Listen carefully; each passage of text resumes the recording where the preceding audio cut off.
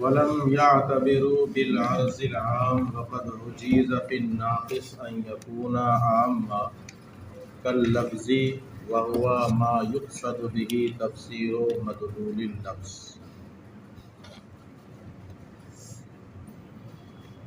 اوپر انہوں نے کہا تھا کہ تعریف اگر فصل قریب کے ذریعے ہو تو اسے حد کہتے ہیں، اور اگر خاصے کے ذریعے ہو تو اسے رسم کہتے ہیں. پھر ان دونوں میں سے ہر ایک کے ساتھ اگر جن سے قریب لگی ہوئی ہو تو اسے تام کہتے ہیں. تو دو ہوگی، حد تام، رسم تام. اور اگر جن سے قریب نہیں لگی ہے اس کے ساتھ تو اسے کیا کہیں گے؟ حد ناقص اور رسم ناقص. اس طرح کل 4 قسمیں ہوئی. اس کے بعد انہوں نے کہا لیکن مصنف نے تعریف میں عرض عام کا اعتبار نہیں کیا ہے، یعنی عرض عام سے تعریف نہیں ہو سکتی. بھئی تعریف 4 طرح ہے: حد تام، حد ناقص، رسم تام. حد تام جو جن سے قریب اور فصل قریب سے ہو، حد ناقص جو صرف فصل قریب سے ہو. ٹھیک ہے، عرض عام تو نہیں. اور رسم تام جو جن سے قریب اور خاصے سے ہو، اور رسم قریب ناقص جو صرف خاصے سے ہو. یعنی تعریف کی جو صورتیں ہیں اس میں کہیں بھی انہوں نے عرض عام کا ذکر نہیں کیا. یہ کہہ رہے ہیں کہ انہوں نے عرض عام کو معتبر نہیں مانا، یعنی اس کا اعتبار نہیں کیا، جبکہ ناقص میں عرض عام کا بھی اعتبار کیا گیا ہے، جیسے کہ تعریف لفظی میں. اور تعریف لفظی کہتے ہیں لفظ سے مدلول لفظ کا کسی دوسرے لفظ سے قصد کرنا اور اس کے معنی کو بیان کرنا. یہ صرف اوپر کا ترجمہ کیا ہے میں نے. اب آؤ اصل مقصد پر. جب انہوں نے تعریف کی صورتیں کل پڑھایا بھی تھا کہ تعریف بالعام جائز نہیں ہے، نہ تو عام کے ذریعے تعریف کی جا سکتی ہے نہ خاص کے ذریعے. کل میں نے بتا دیا تھا. اور عام میں عام خاص مطلق اور عام خاص من وجہ سب کو بیان کر دیا تھا. یہ کہتے ہیں کیونکہ تعریف کا مقصد جو ہے وہ 2 ہے. میں نے کل بھی بتایا تھا، یا تو شے کی حقیقت کو بیان کیا جائے، اور حقیقت صرف کسی کے ذریعے ہو سکتی ہے؟ ذاتیات کے ذریعے. یا اس کو ما عدا سے ممتاز کیا جائے. تعریف کا مقصد کسی بھی چیز کا کیا ہے کہ جس کی تعریف کر رہے ہیں اس کو دوسروں سے ممتاز کر دیا جائے. ایک یہ، یا یہ کہ اس کی حقیقت کو واضح کر دیا جائے. اور عرض عام سے یہ دونوں میں سے کچھ بھی حاصل نہیں ہوگا. عرض عام سے دونوں میں سے کچھ بھی حاصل نہیں ہوگا. مثلا معاشی، یہ انسان کی کیا ہے؟ عرض عام ہے. آپ انسان کی تعریف معاشی سے کرنا چاہیں تو آپ اس سے دونوں میں سے کوئی فائدہ حاصل نہیں کر سکتے. نہ تو معاشی سے انسان کی حقیقت معلوم ہو سکتی ہے، کیونکہ انسان کی حقیقت معاشی نہیں بلکہ کیا ہے؟ حیوان ناطق. تو پہلا فائدہ حاصل نہیں ہوگا. اور چاہیں کہ آپ معاشی کے ذریعے انسان کو ما عدا سے ممتاز کر دیں، یہ بھی نہیں ہو سکتا، کیونکہ چلنے والا صرف انسان نہیں ہے، جانور بھی تو چلتے ہیں، تو سب کو شامل ہوگا. تو جو مقصد ہے تعریف کا وہ مقصد عرض عام کے ذریعے حاصل نہیں ہوتا ہے. اس لیے مصنف نے عرض عام کا تعریف میں اعتبار نہیں کیا. اتنا ملا لو. وَلَمْ يَعْتَبِرُوا بِالْعَرْضِ الْعَامِ قَالُوا. یہ متاخرین کا مذہب چل رہا ہے جس میں مصنف بھی ہے، یاد رکھنا، متقدمین کا نہیں. متاخرین نے کہا کہ تعریف کا مقصد ہے اما الاطلاع علی کنہ المعرف، یا تو شے معرف کی کنہ حقیقت پر اطلاع حاصل ہونا، او امتیازہ عن جمیع ما عداہ، یا یہ کہ معرف کو ما عدا سے کیا کر لیا جائے؟ ممتاز کر دیا جائے. واما العرض العام، اور عرض عام لا یفید شیئا منہما، ان میں سے کسی کا بھی فائدہ نہیں دیتی. فلذا لم یعتبروہ فی مقام التعریف، اسی لیے مصنف نے مقام تعریف میں عرض عام کا اعتبار نہیں کیا. والظاہر ان غرضهم من ذلك انه لم يعتبروه منفردا، واما التعریف بمجموع امور كل واحد منها عرض عام للمعرف. اچھا اب ایک طرح اس کا جواب یہ کہہ رہے ہیں کہ آپ نے کہا کہ مصنف نے عرض عام کا تعریف میں اعتبار نہیں کیا ہے، حالانکہ ہم دیکھتے ہیں کہ کہیں کہیں 2-3 عرض عام مل کر اکٹھی ہو گئی ہیں اور وہ مجموعہ ہو گیا ہے، تو اس مجموعے کو مصنف بھی تعریف میں معتبر مانتے ہیں. حالانکہ وہ 2 ہی صحیح، لیکن دونوں کیا ہیں؟ عرض عام. ان دونوں کو ملا دیا گیا، 2 مجموعہ ہو گیا 2 عرض عام کا. اس سے مصنف بھی کیا کرتے ہیں؟ شے کی تعریف کرتے ہیں. تو جب وہ اعتبار نہیں کرتے ہیں تو مجموعے کا اعتبار کیوں کر رہے ہیں؟ 2 یا 3 عرض عام اکٹھی کر کے ملا لی اور پھر اس سے کسی چیز کی تعریف کی، تب بھی تو عرض عام کا ہی اعتبار کر رہے ہیں۔ تو پیچھے کہا آپ نے کہ تعریف میں مصنف عرض عام کا اعتبار یا متاخرین عرض عام کا اعتبار نہیں کرتے، اور یہاں پر سمجھ میں آ رہا ہے کہ متاخرین بھی عرض عام کا تعریف میں اعتبار، بس یہ فرق ہے کہ یہاں پر وہ ایک کا نہیں اعتبار کرتے بلکہ چند کے مجموعے کو ملا کر، لیکن اعتبار کر رہے ہیں نا۔ اس کا جواب دے رہے ہیں کہ تعریف 2 طرح ہوگی، ایک انفرادی اور ایک انضمامی۔ ہم نے یہ جو کہا ہے کہ تعریف میں عرض عام کا اعتبار نہیں، وہ کون سی والی ہے؟ انفرادی، الگ ایک عرض عام کا تعریف میں اعتبار نہیں ہوگا۔ اور جس میں جائز کہا ہے وہ کون سی ہے تعریف؟ تعریف انضمامی، یعنی چند عرضوں کو ملا کر ایک بنا لیا جائے، اس کے ذریعے تعریف کرنا جائز ہے، کیونکہ جب چند عرضوں کو ملا کر ایک کیا جائے گا تو وہ اب عرض عام نہیں رہے گی بلکہ اس شے کا خاصہ بن جائے گی۔ اس شے کا کیا بن جائے گی؟ خاصہ۔ تو اب بھی تعریف عرض عام کے ذریعے نہیں ہو رہی ہے بلکہ کس کے ذریعے ہو رہی ہے؟ خاصے کے ذریعے۔ اب میں مثال دیتا ہوں، جیسے آپ انسان کی تعریف کریں ماشن مستقیم الخامہ، ماشن مستقیم الخامہ، یہ 2 عرض عام ہیں انسان کی، ماشن بھی اور مستقیم الخامہ۔ عرض عام کیسے ہیں؟ ماشن انسان اور غیر انسان دوسرے جانوروں کو بھی شامل ہے، اس لیے عرض عام ہے۔ اور مستقیم القامہ بھی عرض عام ہے انسان کے لیے، کیوں؟ سیدھی قامت والا، تو سیدھی قامت والا صرف انسان نہیں ہوتا، شجر بھی ہوتے ہیں۔ کیا ہوتے ہیں؟ شجر بھی۔ تو دونوں کے لیے کیا ہو گیا؟ یہ عرض عام ہوا کہ نہیں عرض عام ہوا؟ تو یہ دونوں عرض عام ہیں الگ الگ، لیکن ہم دونوں کو ملا دیں، دونوں کو ملا دیں اور کہیں انسان ماشن مستقیم القامہ، انسان وہ ذات ہے جو ماشی ہو، مستقیم القامہ ہو۔ اب یہ اس کے لیے خاصہ بن گیا، اب یہ دونوں ملا کر کیا بن گیا؟ خاصہ، کیونکہ اب یہ دونوں کا مجموعہ ماشن مستقیم القامہ، دونوں کا جو مجموعہ ہے یہ صرف نہ تو شجر پر صادق آئے گا اور نہ ہی صرف اور صرف انسان پر ہو، حیوان پر صادق آئے گا۔ کیوں کہتے ہیں؟ اس لیے کہ حیوان یہ فرس غنم وغیرہ ماشن تو ہے لیکن مستقیم القامہ نہیں۔ یہ مستقیم وہ تو 4 پیروں پر لدے ہوئے چھت کی طرح جانور ہیں، مستقیم القامہ کہاں ہے؟ تو دیکھو دونوں ملا دیا گیا، تو اب یہ ایک پر صادق نہیں آ سکتے، وہ ماشن تو ہے، سمجھ میں آ رہا ہے، لیکن مستقیم القامہ نہیں، اور درخت مستقیم القامہ تو ہے لیکن ماشن نہیں۔ تو اب جب دونوں کو ملا دیا گیا تو اب یہ انسان کے لیے کیا بن گیا؟ خاصہ بن گیا ہے، اور جب خاصہ بن گیا تو یہ تعریف کس سے ہو رہی ہے؟ عرض عام سے نہیں ہو رہی ہے بلکہ خاصے سے۔ اور اگر ہم عرض عام کہیں بھی تو عرض عام یہ منفرد نہیں ہے، ہم نے جو انکار کیا ہے کس کا؟ انفرادی طور پر، اور یہ جو عرض عام ہے یہ کون سی ہے؟ انضمامی، ایک کو دوسرے سے ملا کر مجموعہ بنا دیا گیا ہے، اس سے تعریف کرنا جائز ہے۔ ایک اور مثال دی ہے انہوں نے، جیسے خفاش، چمگادڑ، اس کی تعریف کیا کی جائے؟ طائر الولود سے، الطائر الولود، یہ 2 عرض عام ہیں، طائر ایک الگ عرض عام ہے اور ولود ایک الگ۔ طائر کہتے ہیں ہر اڑنے والی شے کو، تو اس میں صرف چمگادڑ ہی تھوڑی خاص رہے گا، باقی دوسرے پرندے بھی شامل ہیں، اس لیے طائر کیا ہے؟ عرض عام۔ اور ولود کہتے ہیں بچہ جننے والا، ولود کس کو کہتے ہیں؟ تو یہ بھی چمگادڑ کے ساتھ خاص نہیں ہے، انسان بھی تو بچے جنتے ہیں، اس لیے ولود بھی کیا ہے؟ عرض عام ہے۔ لیکن جب ہم دونوں کو ملا دیں گے، کیا کیا؟ الطائر الولود، تو اب یہ الطائر الولود اس کے لیے خاصہ بن جائے گا۔ کیسے؟ اب یہ صرف دوسرے پرندوں پر بھی نہیں صادق آئے گا اور انسان پر بھی صادق نہیں آئے گا، کیونکہ جب ہم کہیں گے الطائر الولود تو یہ چیل، کوا وغیرہ پر طائر تو صادق آ رہا ہے لیکن ولود صادق نہیں آئے گا، کیونکہ وہ انڈے دیتے ہیں، بچے نہیں دیتے ہیں۔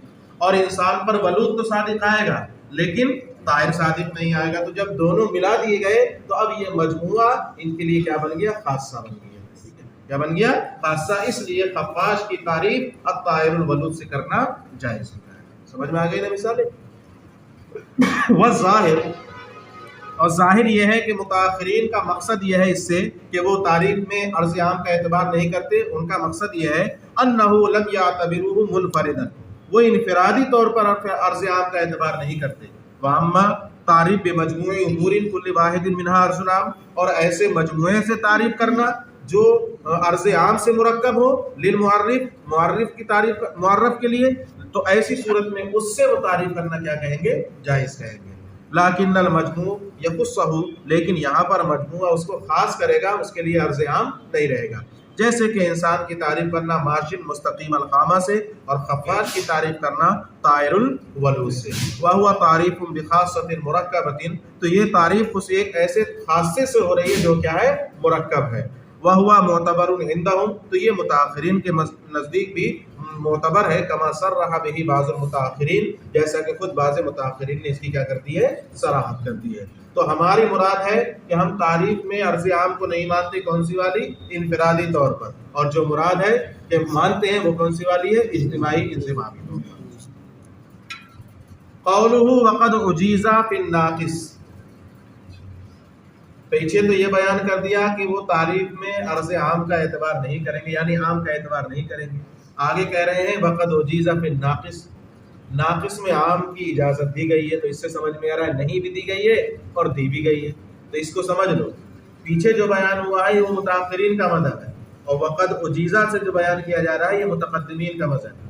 متاخرین کے نزدیک تعریف بالعام اور تعریف بالاخص بالکل جائز نہیں، یعنی عام کے ذریعے تعریف کرنا یا خاص کے ذریعے کسی شے کی تعریف کرنا، یہ دونوں متاخرین کے نزدیک، یہ کل میں نے مثال کے ساتھ تمہیں سمجھا دیا ہے. البتہ متقدمین یہ کہتے ہیں کہ حد تام اور رسم تام میں عام سے تعریف کرنا تو جائز نہیں ہوگا، لیکن رسم ناقص اور حد ناقص میں آپ تعریف کر سکتے ہیں. یہ کس کا مذہب ہے؟ متقدمین کا.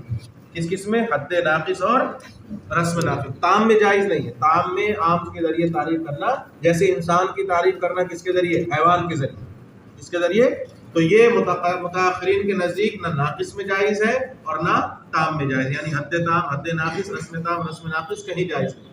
متقدمین یہ کہتے ہیں کہ دو میں تو جائز نہیں ہے، یعنی تام والی صورت میں، لیکن ناقص والی صورت میں جائز ہے. مثلا انسان کی تعریف کی جائے صرف اور صرف کس سے؟ حیوان سے. کس سے کی جائے؟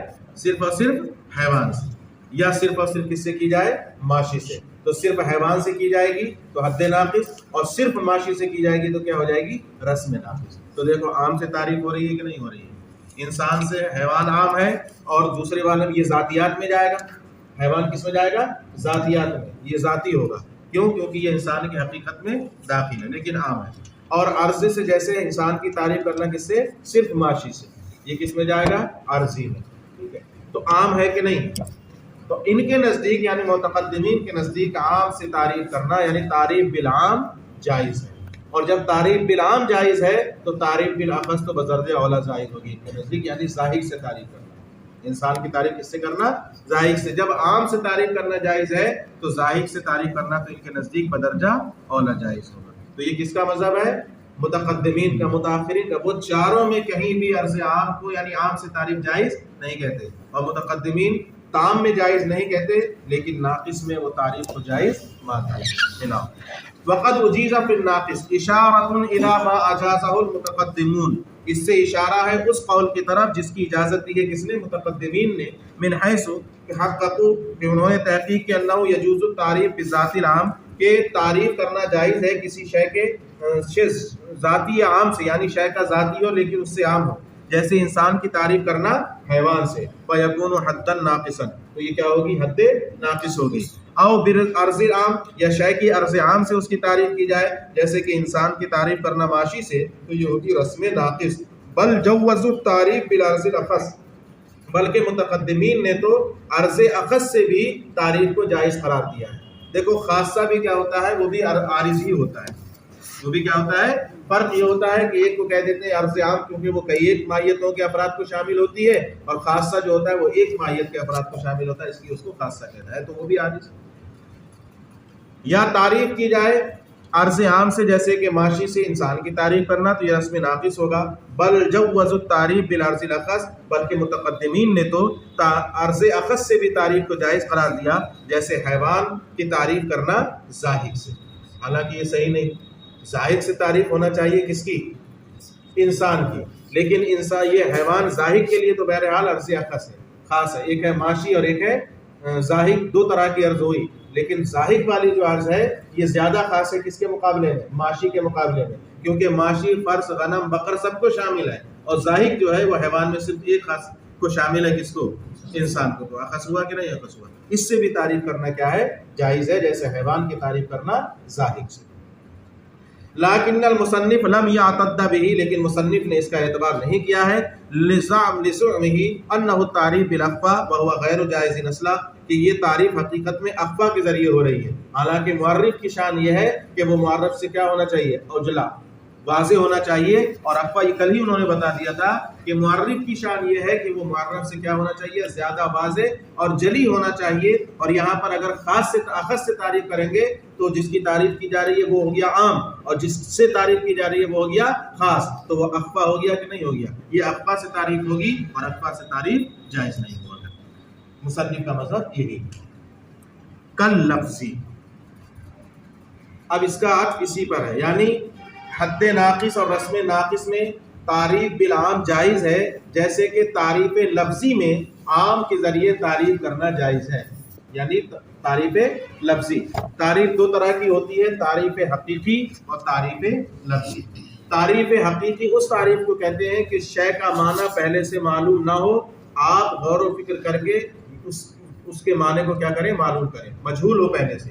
جیسے انسان ہمارے لیے مجہول ہے، حیوان ناطق کے ذریعے ہم اس کو کیا کر رہے ہیں، حاصل کر رہے ہیں، یہ تعریف حقیقی ہے۔ اور تعریف لفظی ہوتی ہے کہ لفظ کا معنی تو آپ کو معلوم تھا، فی الوقت یاد نہیں آ رہا ہے، فی الوقت یاد نہیں آ رہا ہے، تو اب کوئی دوسرا لفظ جو پہلے والے معنی سے زیادہ مشہور ہے، لفظ سے زیادہ مشہور ہے اس معنی کے لیے، اس کا استعمال کر کے آپ کو یاد دلا دیا جائے کہ اس کا یہ معنی ہے۔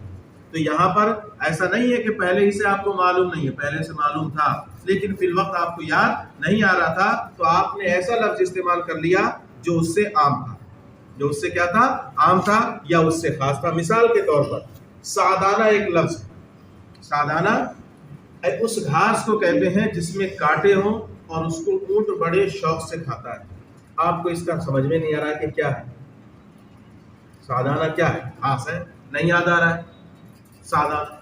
کسی نے کہہ دیا سعدانہ نبت، سعدانہ ایک گھاس ہے، تو سعدانہ کا معنی بھی گھاس ہی ہے اور نبت کا معنی بھی کیا ہے، لیکن نبت مطلقاً گھاس کو کہتے ہیں، یہ عام، نبتن کیا ہے، یہ مطلق، اور یہ نبتن گھاس کے معنی میں زیادہ مشہور ہے کس سے، سعدانہ سے، ٹھیک ہے۔ تو اب سعدانہ کا معنی تھا تو معلوم، لیکن فی الوقت ہمیں یاد نہیں آ رہا تھا، تو کہہ دیا کیا، سعدانہ نبتن، سعدانہ بھی کیا ہے، ایک گھاس ہی ہے، تو فوراً ہمیں سمجھ میں آ گیا ہم یہاں سعدانہ کیا ہے، گھاس ہے۔ تو ہم سعدانہ کی تعریف کر رہے ہیں کس سے، نبتن سے، اور نبتن سعدانہ سے عام ہے کہ نہیں عام، نبتن سعدانہ سے، سعدانہ کہتے ہیں اس گھاس کو جس میں کانٹے ہوں، اور نبتن کہتے ہیں مطلق گھاس کو، چاہے اس میں کانٹے ہوں یا کانٹے نہ ہوں، اونٹ کو پسند ہو یا اونٹ کو پسند نہ ہو، مطلق گھاس کو کہتے ہیں۔ تو آپ سعدانہ کی تعریف کر رہے ہیں کس کے ذریعے، نبتن سے، اور نبتن سعدانہ سے عام ہے کہ نہیں عام۔ تو یہ تعریف لفظی جس طرح لفظ عام سے جائز ہے دوبارہ، اسی طرح ناقص میں بھی عرض عام سے تعریف کرنا کیا ہو جائے گی، جائے۔ اب وہ عرض عام چاہے اس سے عام ہو یا اس سے خاص ہو جائے، عرض کیا ہے، اس سے عام ہو یا اس سے خاص کی مثال غضنفر، اس کا معنی بھی شعر ہے، اسد کا معنی بھی شعر۔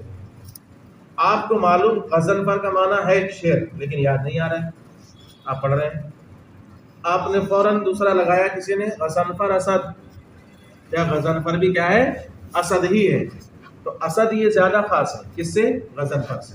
تو اب غضنفر کا جو معنی آپ کو سمجھ میں نہیں آ رہا تھا، اس کی وضاحت کر دی کس کے ذریعے، اسد کے ذریعے، اس کے ذریعے، اسد کے ذریعے۔ تو کیا آپ نے نئے سرے سے تعریف کی، نئے سرے سے تعریف نہیں ہو رہی ہے، غضنفر کا معنی معلوم تھا بس ذہن میں نہیں تھا، تو آپ نے دوسرے لفظ سے اس لفظ کے معنی کی کیا کر لی، وضاحت کر لی۔ تو یہ تعریف لفظی ہے۔ تعریف لفظی کا مطلب یہی ہوتا ہے کہ لفظ کا جو مدلول ہے کسی دوسرے لفظ سے اس کی تفسیر کر دی جائے، کسی دوسرے لفظ سے کیا کر دی جائے اس کی۔ اور تعریف حقیقی جو ہوتی ہے اس میں پہلے سے معنی معلوم نہیں ہوتا ذہن میں، بلکہ معلوم سے مجہول کو کیا کیا جاتا ہے، حاصل کیا جاتا ہے، معرف سے معرف کو حاصل کیا جاتا ہے۔ تو جس طرح تعریف لفظی میں عام سے، دوسرے لفظ سے یا خاص لفظ سے معنی کی وضاحت کرنا جائز ہے، اسی طرح حد ناقص اور رسم ناقص میں بھی عام کے ذریعے بھی تعریف کرنا جائز ہے اور خاص کے ذریعے بھی تعریف کرنا جائز ہے۔ بس یہ ولی کل لفظی کا اسی پر عطف ہے۔ کل لفظی کما اجیز فی التعریف اللفظی، جیسے کہ تعریف لفظی میں تعریف کرنا جائز ہے، چاہے وہ جس سے تعریف کر رہے ہیں وہ پہلے والے سے کیا ہو، عام ہو، جیسے کہ اہل عرب کا قول السعدانہ نبت، سعدانہ ایک گھاس ہے، قولہ تفسیر مدلول لفظ، یعنی لفظ کے مدلول کی تفسیر، اے تعین و مسمى لفظ من بین معانی المقصورۃ فی الخاطر، یعنی ذہن و دماغ میں جو معنی ہے ان معانی میں سے کسی بھی معنی کا لفظ کے ذریعے متعین کرنا۔ یہ تو معلوم تھا کہ غضنفر ایک جانور ہے، اتنا تو ذہن میں تھا، لیکن یاد نہیں آ رہا تھا کون سا ہے۔ اسد کہہ کے اس کی کیا کر دی؟ وضاحت۔ تو جو معنی ذہن میں تھے انہی میں سے ایک معنی کو اسد کے ذریعے کیا کر دیا؟ متعین کر دیا کہ نہیں متعین کر دیا؟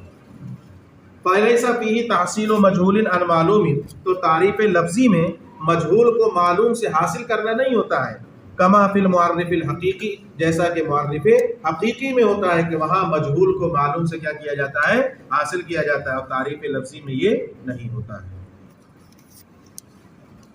بس معرف کی بحث ہو گئی ختم۔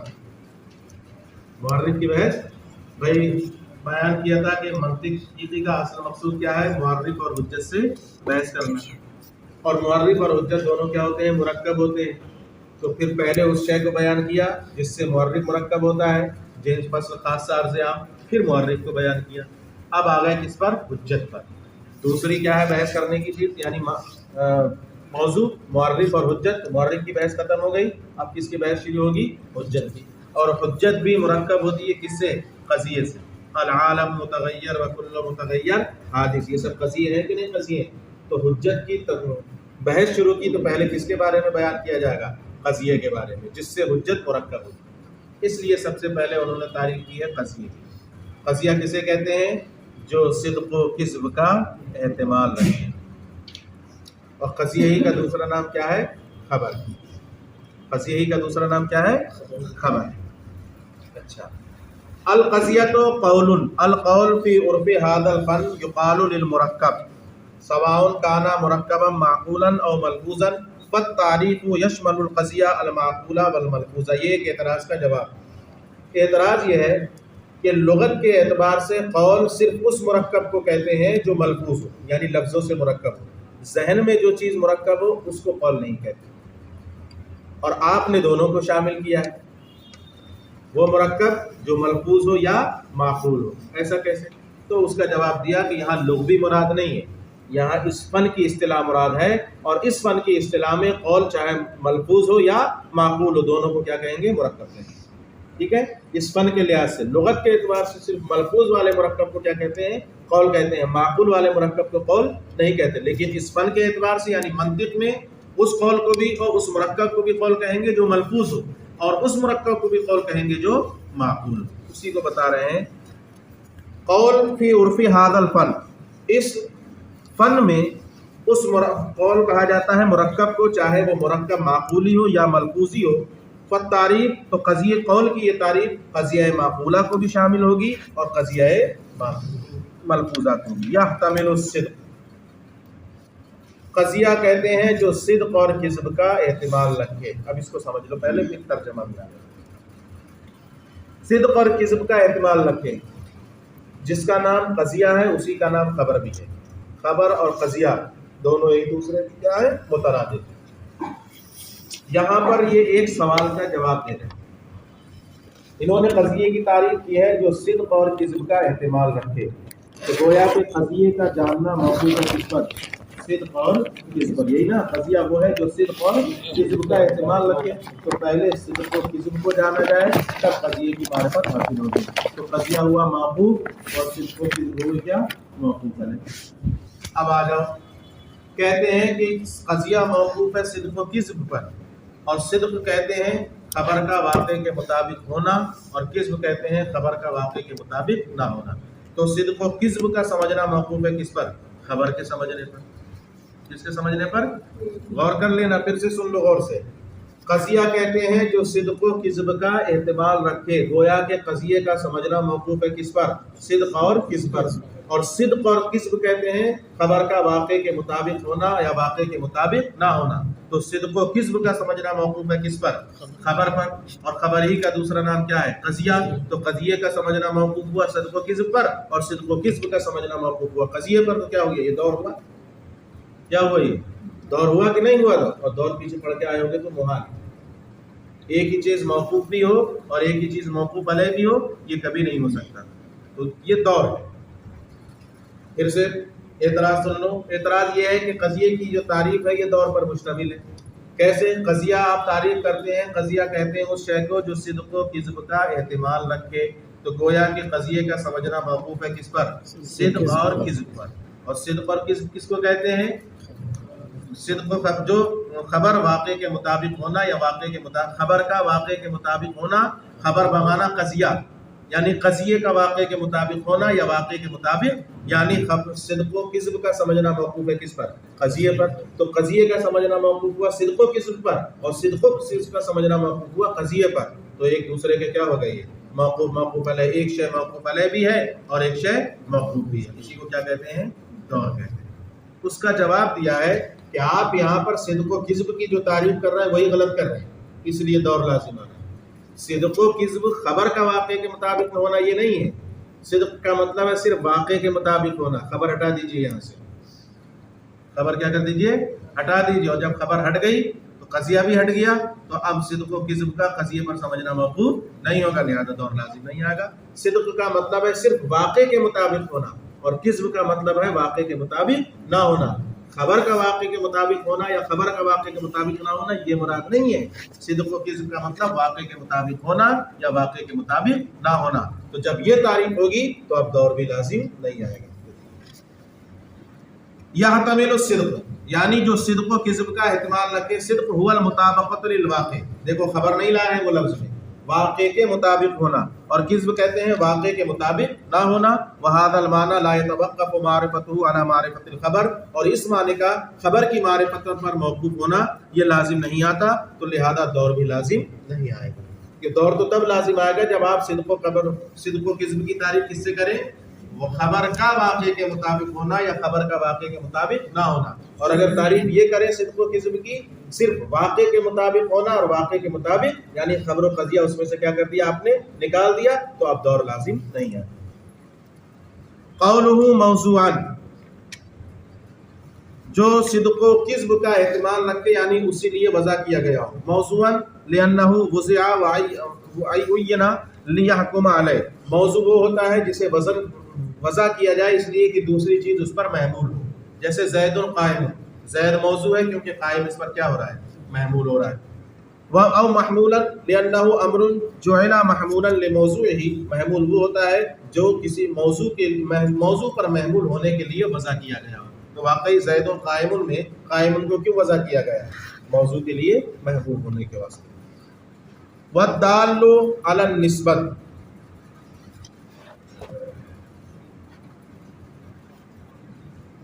یہ اوپر سے تعلق ہے. یسمى المحکوم علیہ موضوعا، محکوم علیہ کا نام کیا رکھا جاتا ہے؟ موضوع. یہی تو پڑھا ہوگا آپ نے پیچھے بھی. محکوم علیہ کو کیا کہتے ہیں؟ موضوع، کیونکہ اس کی وضع اسی لیے ہوئی ہے کہ کوئی دوسری چیز اس کے لیے وضع کی جائے، اس پر محمول کی جائے. اور جو آگے والا ہوتا ہے یعنی محکوم بھی، اس کو کیا کہتے ہیں؟ محمول، کیونکہ اس کو اسی لیے وضع کیا گیا ہے کہ اسے دوسرے پر محمول کیا جائے. تو محکوم بھی اور محکوم علیہ دو الگ الگ چیزیں ہیں. جو محکوم علیہ ہے وہ موضوع ہے، اور جو محکوم بھی ہے وہ کیا ہے؟ محمول ہے.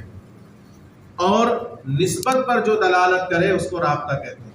جیسے زید القائم ہے، اس میں ایک رابطہ بھی ہوتا ہے. اس میں یہ اصل میں ہے زید هو القائم، کیا ہے یہ؟